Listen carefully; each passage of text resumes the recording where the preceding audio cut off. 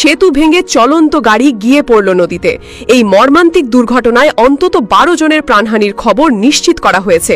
পাশাপাশি আরও বেশ কয়েকজন নিখোঁজ রয়েছেন বলে আশঙ্কা করা হচ্ছে।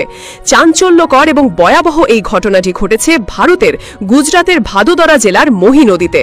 গত 9 জুলাই মঙ্গলবার নদীটির ওপর নির্মিত একটি 40 বছরের পুরনো সেতুর একাংশ ভেঙে পড়ে, যার ফলে 4টি চলন্ত যানবাহন নদীতে পড়ে যায়। দুর্ঘটনার পর থেকেই উদ্ধার কাজ অব্যাহত রয়েছে।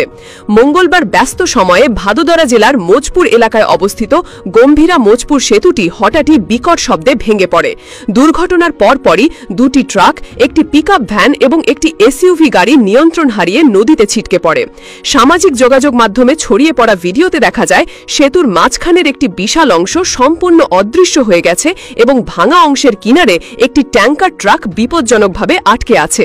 ঘটনার আকস্মিকতায় পুরো এলাকায় আতঙ্ক ও শোকের ছায়া নেমে আসে।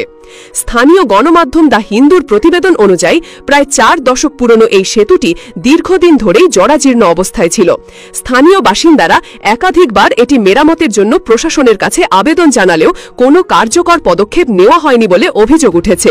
তাদের মতে সেতুটির বিভিন্ন অংশে ফাটল দেখা দিয়েছিল এবং ভারী যানবাহন চলাচলের জন্য এটি ঝুঁকিপূর্ণ হয়ে উঠেছিল।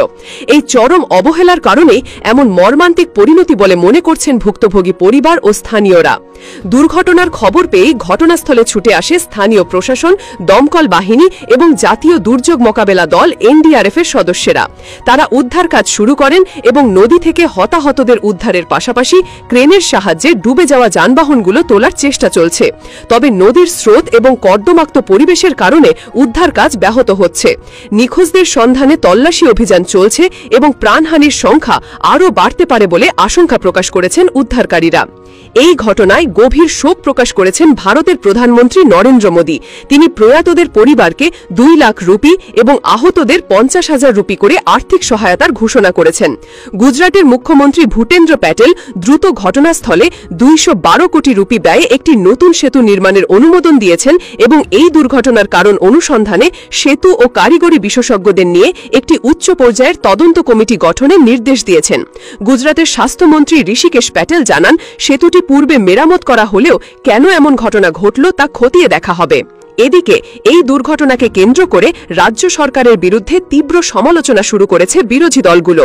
কংগ্রেস নেতা অমিত চাবদা সরকারের চরম অবহেলাকে দায়ী করে বলেছেন, সেতুটি বিপজ্জনক অবস্থায় থাকলে তা আগেই যান চলাচলের জন্য বন্ধ করে দেওয়া উচিত ছিল। তা না করে এতগুলো মানুষের জীবনকে হুমকির মাঝে ফেলে দেওয়া হয়। এই দায় সরকার এড়াতে পারে না। অন্যদিকে আম আদমি পার্টির নেতা ইস্যুদান গাধবিও সরকারের জবাবদিহিতা দাবি করে বলেছেন, এমন বেহাল অবস্থায় সেতু চালু রাখা চরম দায়িত্বজ্ঞানহীনতার পরিচয়। উল্লেখযোগ্য, ভারতের সেতু ও সড়ক অবকাঠামোর দুর্বলতা এবং তা থেকে সৃষ্ট দুর্ঘটনা নতুন কিছু নয়।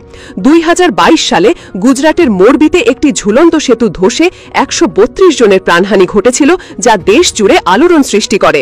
সম্প্রতি পুনেতেও একই ধরনের দুর্ঘটনায় 4 জনের প্রাণহানি ঘটে। বিশ্লেষকদের মতে, বর্ষা মৌসুমে অতিরিক্ত বৃষ্টিপাত, পুরনো অবকাঠামোর যথাযথ রক্ষণাবেক্ষণের অভাব এবং অতিরিক্ত পণ্যবাহী যান চলাচল নিয়ন্ত্রণের ব্যর্থতায় এই ধরনের দুর্ঘটনার ঝুঁকি ক্রমাগত বাড়িয়ে তুলছে। এই ঘটনার পর আবারও দেশের